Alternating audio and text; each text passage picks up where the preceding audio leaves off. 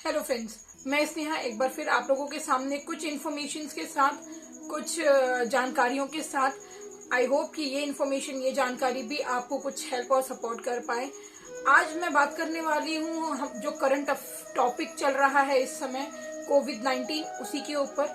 मैं आपके साथ कुछ ओल्ड स्ट्रेन और न्यू स्ट्रेन, जो हमारे कोविड-19 के पुराने लक्षण और नए लक्षण हैं, उनको आपके साथ थोड़ा सा डिस्कस करूंगी। प्लस जो हमारे नए लक्षण हैं, उस लक्षण के बेसिस पे हमको अपनी लाइफस्टाइल में क्या चेंजेस लेके आने चाहिए, कैसे अपनी लाइफस्टाइल को हमको इम्प्रूव करना चाहिए, उसके बारे में मैं थोड़ी सी आपको गाइडलाइन देने की कोशिश करूंगी, थोड़ा सा आपको हेल्प करने की कोशिश करूंगी।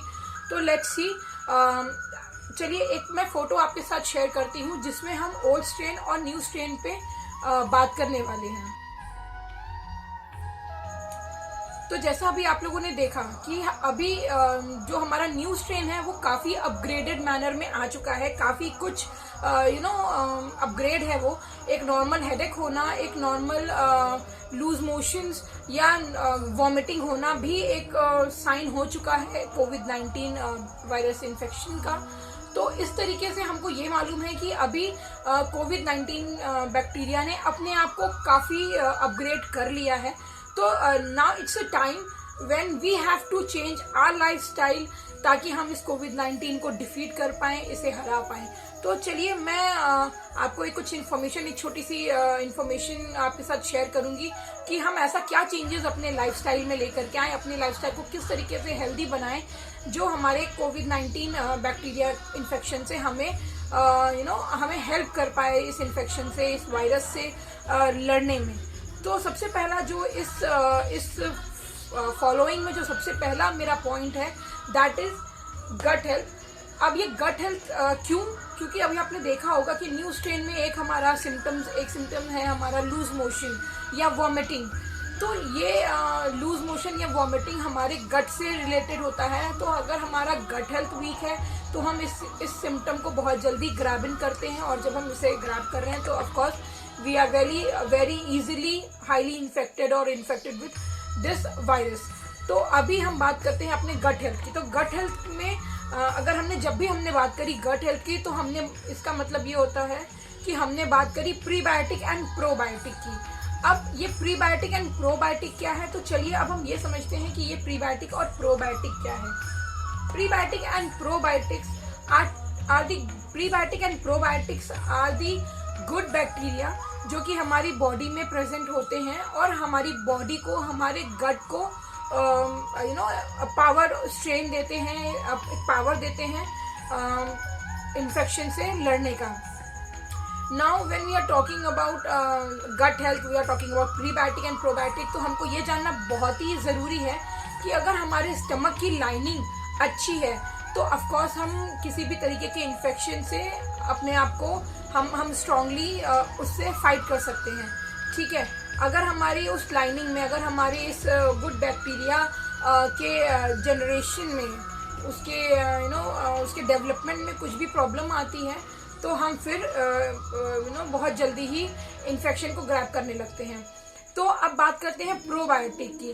प्रोबायोटिक क्या है? प्रोबायोटिक एक बैक्टीरिया है जो कि हमारी बॉडी के अंदर ही इंटेस्टिनल ट्रैक्ट में बनता है।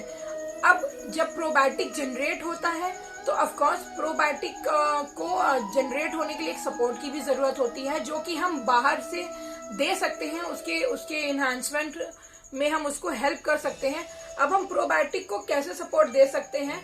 तो हम ये कर सकते हैं कि अब हम प्रोबायोटिक को कैसे सपोर्ट दे सकते हैं? तो प्रोबायोटिक को सपोर्ट देने के लिए हम अपने डाइट में एड ऑन कर सकते हैं कर्ड, बटर मिल्क, लस्सी, मट्ठा, छाछ। इस तरीके की चीजें जब हम अपनी डाइट में इंक्लूड करते हैं तो हम अपने प्रोबायोटिक को जनरेट होने के लिए, जो कि हमारे इंटेस्टिनल ट्रैक्ट में बन रहा है, उसको प्रोड्यूस होने के लिए या रिप्रोड्यूस होने के लिए, जनरेट या रीजनरेट होने के लिए हम एक पीछे से उसको बैक सपोर्ट सिस्टम दे सकते हैं। अब जब हम बात करते हैं प्रोबायोटिक की, तो प्रोबायोटिक को भी एक सपोर्ट सिस्टम की जरूरत है, एक ऐसे बैक्टीरियल साथी की जरूरत है जो उसके साथ उसके उसकी वर्क प्रोसेस में उसको सपोर्ट कर पाए, दैट इज प्रीबायोटिक। और अगर हम प्रीबायोटिक को अपने बॉडी में इन्हांस करने के लिए अगर हम डाइटरी वे में देखें कि हम अपनी डाइट में ऐसा क्या ऐड कर दें कि हम अपने प्रीबायोटिक को सपोर्ट कर पाएं, तो हम अपनी डाइट में ये अनियन हो गया, गार्लिक हो गया, लेग्यूम्स हो गया, बनाना हो गया, ये सारी चीज़ें हमारे प्रीबायोटिक को जनरेट करने के लिए बहुत अच्छा वर्क करती हैं। तो जब हम ये चीज़ें अपनी डाइट में इन्वॉल्व करते हैं तो हम अपने प्रीबायोटिक पे वर्क करते हैं। And whenever we work on prebiotic, automatically prebiotic हमारे प्रोबायोटिक को सपोर्ट करता है। और अगर हम प्रोबायोटिक को भी हेल्प करने के लिए outer source like of curd and butter milk ये यूज करते हैं तो हम उसे भी हेल्प करते हैं। और इस तरीके से हम अपने ही दोनों ही गुड बैक्टीरियल चीज़ों पे काम करते हैं, प्रीबायोटिक एंड प्रोबायोटिक। और जब ये दोनों अच्छे से वर्क करते हैं तो जो फेज बनता है दैट इज कॉल्ड सिम्बायोटिक। आप कह सकते हो symbiotic means a good bacterial colony आपके गट के अंदर तैयार होती है, जो कि एक ऐसे फौज की तरह होती है जो बाहर की आए हुए इन्फेक्शन को धाराशाही करने में काफी सपोर्ट करती है। तो एक तरीके से आपके गट को एक एक सर्कमफ्रेंस मिलता है, एक सपोर्ट मिलता है to be strong, to stay strong. और इस तरीके से वो बाहरी इन्फेक्शन से, वायरस से, या उसकी इम्यूनिटी इतनी अच्छी बिल्टअप हो जाती है कि आपकी बॉडी, आप बहुत जल्दी किसी इन्फेक्शन के अंदर जकड़ में नहीं आते हो, आप उनसे लड़ सकते हो। तो इस तरीके से हम अपने गट हेल्थ पे वर्क कर सकते हैं। और हम जो न्यू स्ट्रेन का जो ये एक सिम्टम है उसके उसके अपोज में हम अपने आप को, अपनी बॉडी को रिकवर और तैयार कर सकते हैं। जो नेक्स्ट पॉइंट है that is you can easily see exercise.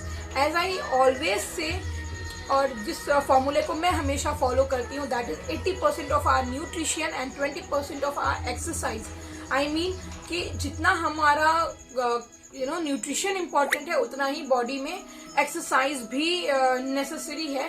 तो exercise in any way, in anyhow, आप किसी भी फेज में हो, अगर आपकी बॉडी मूवेबल पोजीशन में है, अगर आप अपनी मूवमेंट पे बहुत अच्छा वर्क कर रहे हैं, तो बट नेचुरल आप अपनी बॉडी को बहुत अच्छी इम्यूनिटी दे रहे हैं, आप अपनी बॉडी को बहुत स्ट्रांग कर रहे हैं। तो यहाँ पे जो एक्सरसाइज का मीनिंग है द सेम कि 30 minutes of exercise is very important. और इस एक्सरसाइज में आप कुछ भी इन्वॉल्व कर सकते हो। You want to add cardio, you want to do Zumba, you want to do aerobics, you want to do any machinery या इक्विपमेंट एक्सरसाइज या वेट लिफ्टिंग, ये ऐसे कोई भी एक्सरसाइजेज आप करना चाहो आप कर सकते हो। That is only up to you, आपकी बॉडी के हिसाब से आप अपने आप को कितना आप कितना एक्टिव और कितना आपकी बॉडी हेल्थ आपको सपोर्ट कर रही है, उसके बेसिस पे आप वो एक्सरसाइजेस डिसाइड कर सकते हो और कर सकते हो। लेकिन मेरा मतलब ये भी नहीं है कि सिर्फ एक पूरे दिन का 24 आवर का एक 30 मिनट आपका एक्सरसाइज और उसके बाद आप पूरे दिन आप ले डाउन हो जाओ। That is not the thing. जैसे मैंने बोला कि मूवेबल होना इज वेरी इंपॉर्टेंट, तो मतलब ये है कि आप पूरे दिन अपने आप को एक मूविंग पोजीशन में रखो। मूविंग पोजीशन मीन्स कि अगर आप 1-2 घंटे कहीं बैठे हुए हो, बहुत देर तक कहीं बैठे ही हो, तो ऑफकोर्स आप उठो और फिर 5 से 10 मिनट की एक छोटी सी वॉक लो। ऑफकोर्स अभी हम बाहर नहीं जा सकते बिकॉज ऑफ दिस लॉकडाउन और because of this quarantine situation. तो अपने घर के अंदर, अपने टेरेस पे, अपने रूम से एक रूम से दूसरे रूम, इस तरीके की लेकिन एक छोटी सी वॉक, एक 5 मिनट की वॉक, एक 10 मिनट की वॉक आप लेते रहो, सो दैट कि आपकी बॉडी एक मूवेबल पोजीशन में बनी रहे, एक आपकी बॉडी चलती फिरती रहे। तो वो बहुत इंपॉर्टेंट है।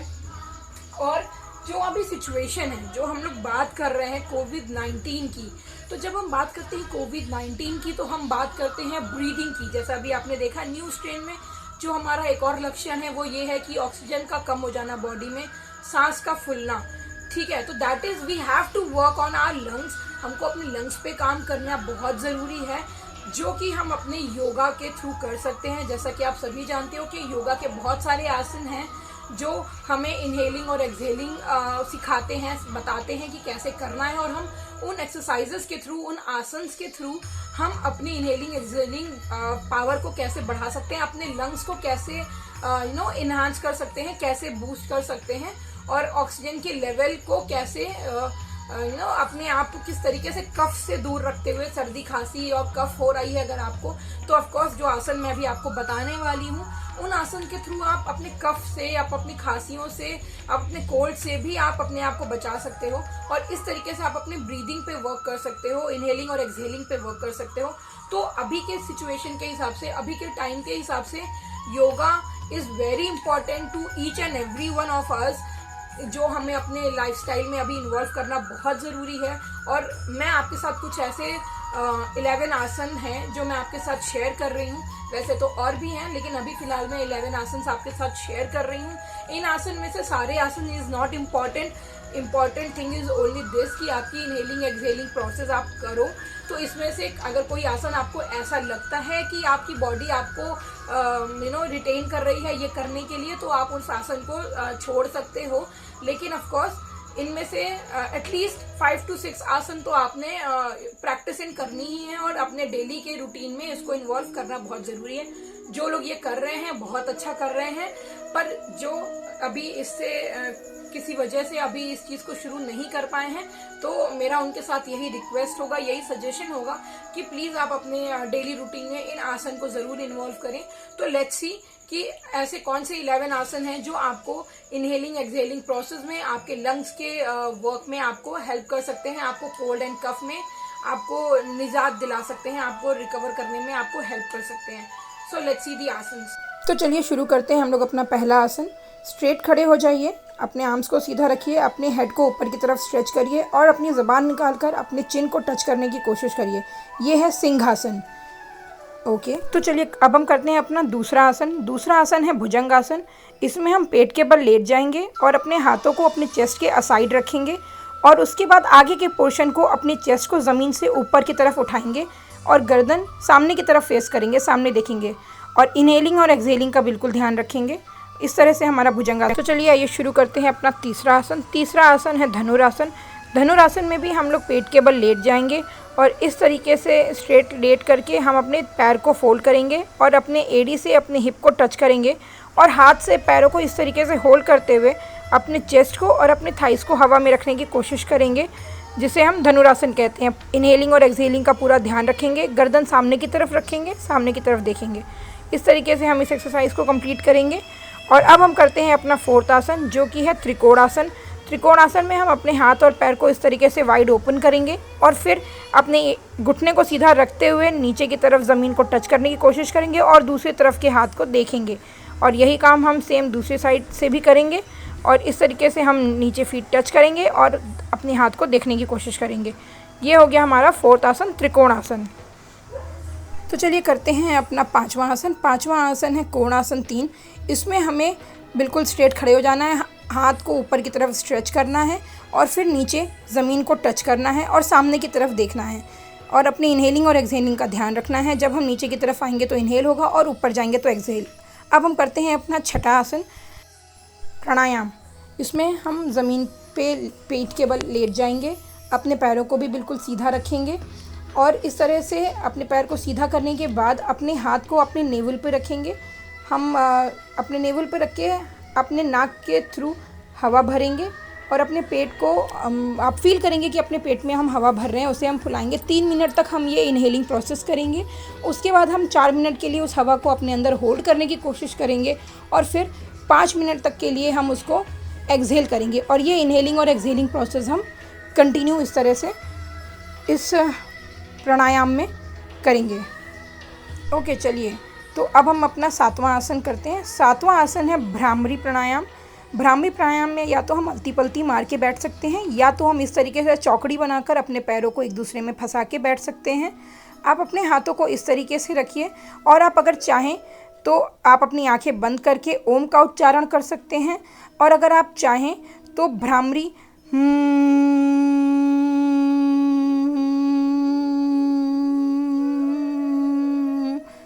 ऐसा उच्चारण कर सकते हैं और इस तरीके से आपके मन को भी शांति मिलेगी और आपको आपके गर्दन में भी, रुंद में भी आराम मिलेगा। अब हम लोग करते हैं अपना 8वां आसन। 8वां आसन है जो कि है कपालभाति और उसको करने के लिए भी हम अलती पलती भी मार सकते हैं या फिर इस तरह से अपने पैर की चौकड़ी मार के भी कर सकते हैं। इस तरह से आपको सांस अंदर खींचना है। आपको अपने ये ध्यान देना है कि आप अपने एब्डोमिनल से काम नहीं कर रहे हैं, आप अपने कैलिकुलर मसल से और अपने नोज़ के साथ काम कर रहे हैं। अपने गर्दन पे आप उस प्रेशर को फील कर रहे हैं। ये पेट का अंदर जाना बाहर आना ये ऑटोमेटिकली हो रहा है बिकॉज आप breathe in and breathe out कर रहे हैं थ्रू योर नेज़ल। तो इस तरीके से आप अपने नाक से सांस कस के खींचेंगे और फिर कस के बाहर पंप आउट करेंगे। इस तरीके से आप इस आसन को भी पूर्ण करेंगे। ओके, तो अब हम करते हैं अपना 9वां आसन। हमारा 9th आसन होगा अनुलोम विलोम, जिसको हम सब बहुत भली भांति जानते हैं। इसमें हमें अपने अंगूठे से अपने एक नेज़ल को बंद करना है और दूसरे नेज़ल और सांस अंदर खींचनी है, और फिर दूसरे नेज़ल को बंद करना है और सांस बाहर छोड़नी है, और ऐसे ही हमें वाइस वर्सा अपने नेज़ल्स के साथ करते रहना है। इस तरीके से हम अपने ऑक्सीजन को अंदर की तरफ लेंगे और कार्बन डाइऑक्साइड को बाहर छोड़ेंगे, और यही रिपीटेडली हमें अपने सेकेंड नेज़ल के साथ भी इसी तरीके से ऑटोमेटिकली इन एंड आउट का प्रोसेस रिपीट करना है। ये सारे ही आसन आप 10 के काउंट्स तक कर सकते हैं, और आप चाहें तो इनको एक्सीड कर सकते हैं, और इस तरीके के 2 से 3 सेट्स आप बना सकते हैं, जैसा कि आपकी बॉडी आपको अलाउ करे। ओके, तो अब हम अपने 10th आसन पे आते हैं। हमारा 10th आसन है जिसमें हम एक पिलो का यूज़ करेंगे।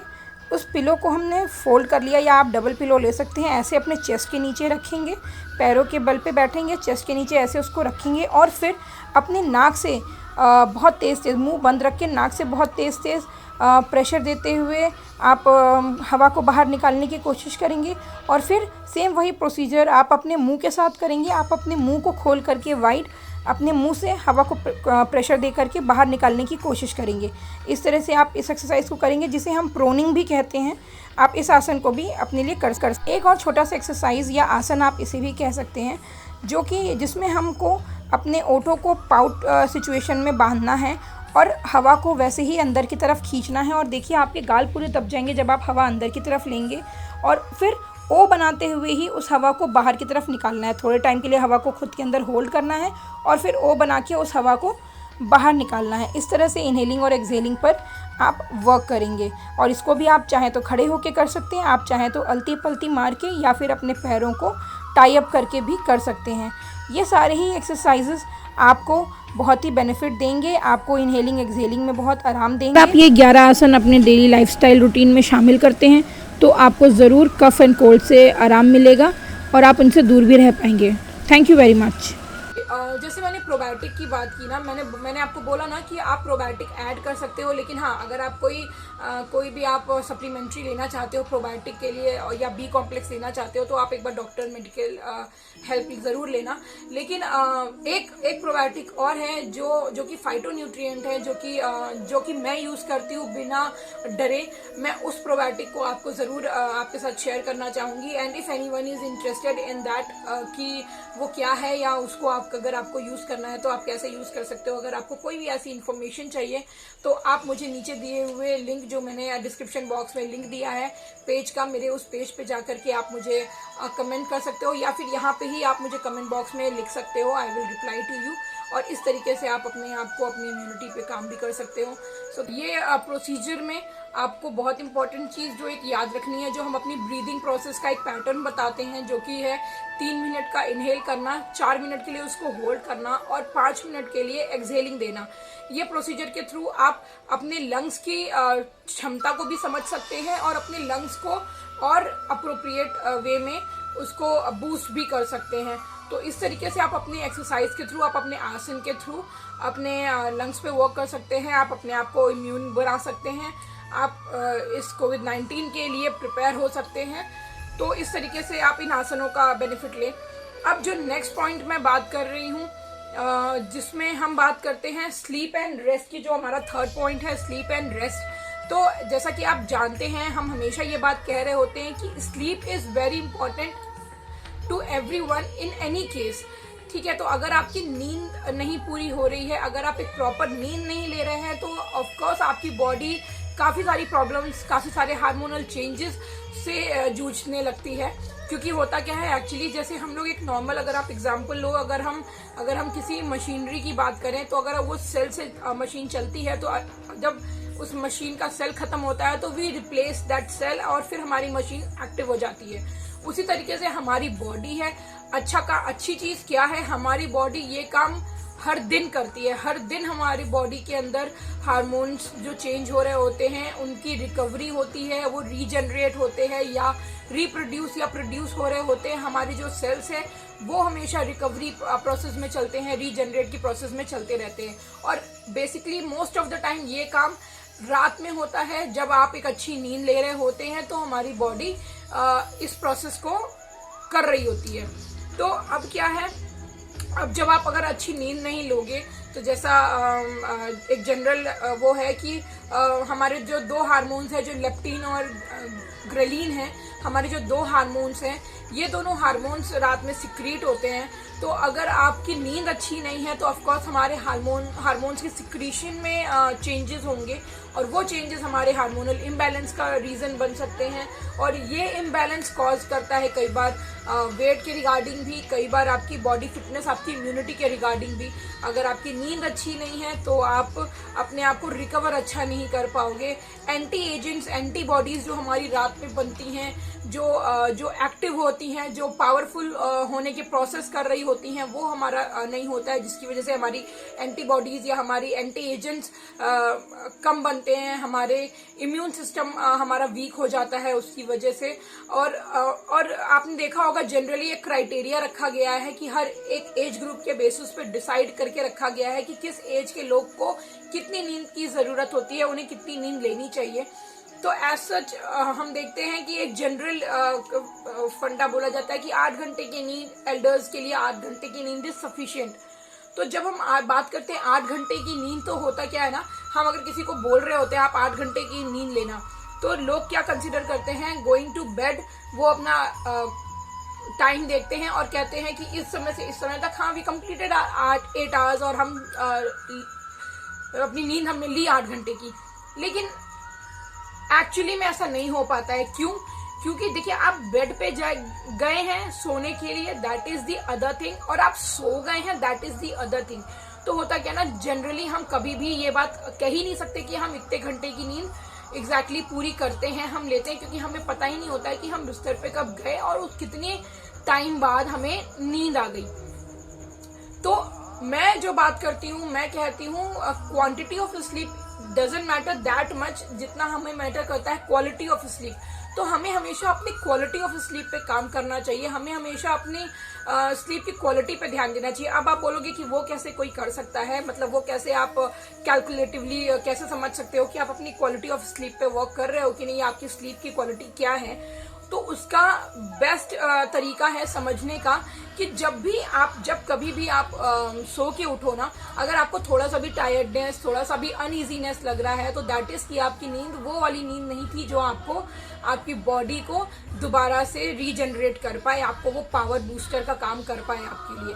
सो try to take quality of sleep instead of quantity of sleep, और इस तरीके से आप अपनी बॉडी पे, अपनी इम्यूनिटी पे काम कर सकते हैं। दोपहर में जो छोटी सी नींद हमारी लेते हैं, हमें वो लेनी ज़रूर चाहिए, क्योंकि हमेशा कहा जाता है कि एक beauty sleep is very much required to our body. हाँ, वो स्लीप डिपेंड करती है, वो स्लीप 2 घंटे 4 घंटे की नहीं होनी चाहिए। It should be only that much जिससे आपको आपको एक पूरी बॉडी का एक्सर्शन, आपका दिन भर का जो आप दोपहर तक का निकाला है आपने, वो थोड़ा सा लाइटन अप हो जाए, ओनली उतना, that is half an hour to 45 minutes.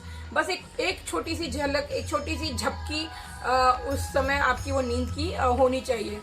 और अपनी स्लीप पे आप जितना वर्क करोगे, राइट, अपने आप को जितना आप अच्छी नींद दोगे, आपकी बॉडी उतनी स्ट्रांग निकल के आएगी। आपके हार्मोन्स, आपकी बॉडी के जो भी कह सकते हैं क्वालिटी है या जो क्षमता है सारी इन्फेक्शन से, सारी चीज़ों से लड़ने की, बूस्ट करने की, वो आपको दिखेगी या इम्प्रूव्ड नज़र आएगी। अब जैसे कई लोग हैं जिनको नींद नहीं आने की प्रॉब्लम होती है, बहुत सारे लोग इंसोम्निया के पेशेंट्स हैं, लेकिन उनके लिए तो मैं ऐसा बहुत ज़्यादा डिफाइन नहीं कर सकती हूँ। लेकिन जनरली अगर आपको नींद नहीं आ रही है तो उसके पहले आप कुछ टिप्स हैं जो आप कर सकते हो ताकि आपको बेटर नींद आए। जैसे कि फॉर एन एग्जाम्पल कि आप अपने सोने से पहले आधे घंटे पहले कम से कम अपना मोबाइल, अपना टीवी, अपना लैपटॉप दूर रख दीजिए आपसे। आप ब्लू लाइट से दूर हो जाइए, सबसे पहला काम आप ये कर सकते हो।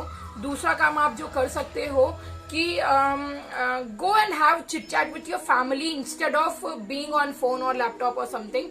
अपने फैमिली में बैठिए, उनसे बात करिए, उनके साथ में थोड़ा सा आप अपने दिन भर की रूटीन और दिनचर्या जो आपके साथ हुई है उसको शेयर करिए, सो दैट कि आपकी फैमिली में भी क्लोजनेस रहे और आपके माइंड को, आपके हार्ट को एक रिलैक्सेशन, एक एक अपनापन वाला जो भाव आता है, that also make you feel lower in stress, और जो आपको बहुत अच्छी नींद लाने में हेल्प कर सकता है। तीसरा यू कैन डू कि आप अपने अच्छे से हाथ पैर को धुलिए, अच्छे से फेस वॉश करिए, और आप उसमें भी आपको बहुत इफेक्ट दिखेगा। Try to keep dark in your room, आप कमरे में अंधेरा रखिए, उससे आपको नींद पे इफेक्ट दिखेगा। बहुत सारे लोग हैं जो ये भी करते हैं कि अगर उन्हें नींद ऐसा चाहिए कि उन्हें बहुत अच्छी सी नींद आ जाए तो वो गर्म पानी से नहा लेते हैं। वो हमारे स्किन के लिए भी बहुत अच्छा होता है और हमारी नींद में भी बहुत हेल्प करता है। लेकिन अभी इस सिनारियो में मैं ये एग्जैक्टली मैं रिकमेंड नहीं कर सकती या मैं सजेस्ट नहीं कर सकती हूँ। बट हाँ, अगर आपकी बॉडी आपको ये अलाउ कर रही है, आपको लगता है कि it will be helpful for you, तो go and do that also. वो भी आपकी नींद को इम्प्रोवाइज करेगा। इस तरीके से आप अपनी नींद पे वर्क कर सकते हो। आप उसको अच्छी नींद आने के लिए, बेटर नींद के लिए, क्वालिटी ऑफ स्लीप के लिए आप इस तरीके से काम कर सकते हो, और जो कि आपकी बॉडी को, आपकी इम्यूनिटी को स्ट्रॉन्ग करेगी। जो नेक्स्ट पॉइंट है, इसी के आगे जो हमारा नेक्स्ट पॉइंट है, जो हमारा फोर्थ पॉइंट है, दैट इज स्ट्रेस। देखिए, stress is a common word आजकल के टाइम में, ठीक है। अभी एक छोटे बच्चे से लेकर के एल्डर, यंगर, सभी के पास स्ट्रेस है, ठीक है। किसी को स्कूल का स्ट्रेस है, किसी को ऑफिस का स्ट्रेस है, किसी को काम का स्ट्रेस है, तो किसी को हस्बैंड वाइफ का स्ट्रेस है। सभी को सभी तरीके का स्ट्रेस है। अब यहाँ पे मैं किस स्ट्रेस की बात कर रही हूँ, ये जो जनरल स्ट्रेस है ना, दैट इज ओके, क्योंकि ये सभी के पास है, जैसा मैंने बोला। लेकिन मैं जिस स्ट्रेस की बात करना चाह रही हूँ, मैं यहाँ पे जो स्ट्रेस पॉइंट आउट कर रही हूँ, वो स्ट्रेस को मैं एक अलग वर्ड दे सकती हूँ, दैट इज क्रॉनिक स्ट्रेस। अब what is chronic stress? Chronic stress is a stress जो अभी लोगों को हो रहा है। इस समय आप देख रहे होंगे बहुत सारे लोग इस बात से परेशान है, मुझे भी तो कोविड-19 नहीं हो जाएगा, अरे वो भी एक्सपायर हो गए, अरे उन्हें भी हो गया, अरे उन्हें ऑक्सीजन नहीं मिला, अरे उन्हें सिलेंडर नहीं मिला, मेरे साथ भी तो नहीं हो जाएगा, मेरे किसी अपने को तो नहीं हो जाएगा, अरे क्या करूं, वो कैसे करूं। बहुत सारे ऐसे क्वेश्चंस लोगों के मन में, लोगों के जबानों पे हैं, और इस तरीके के क्वेश्चंस ना उनको नेगेटिविटी की तरफ लेके खींच रहे हैं। और जब आप नेगेटिविटी की तरफ पुल्ड आउट होने लगते हो, जब आप नेगेटिविटी की तरफ जाने लगते हो, तो बट नेचुरल सा है कि आपके बॉडी भी आपकी उसी तरीके का काम करने लगती है। हमारी बॉडी हमारा पूरा साथ देती है, अच्छे में भी बुरे में भी, ठीक है। तो जैसे ही आप ये सारा नेगेटिव थॉट लेकर के आने लगते हो अपने माइंड में, वैसे ही हमारी बॉडी भी पूरी की पूरी नेगेटिव चीजों को जनरेट करना शुरू कर देती है। काइंड ऑफ कॉर्टिसोल नाम का एक हार्मोन बनाना शुरू करती है, जो कि एक स्ट्रेस हार्मोन है। तो जहां आपके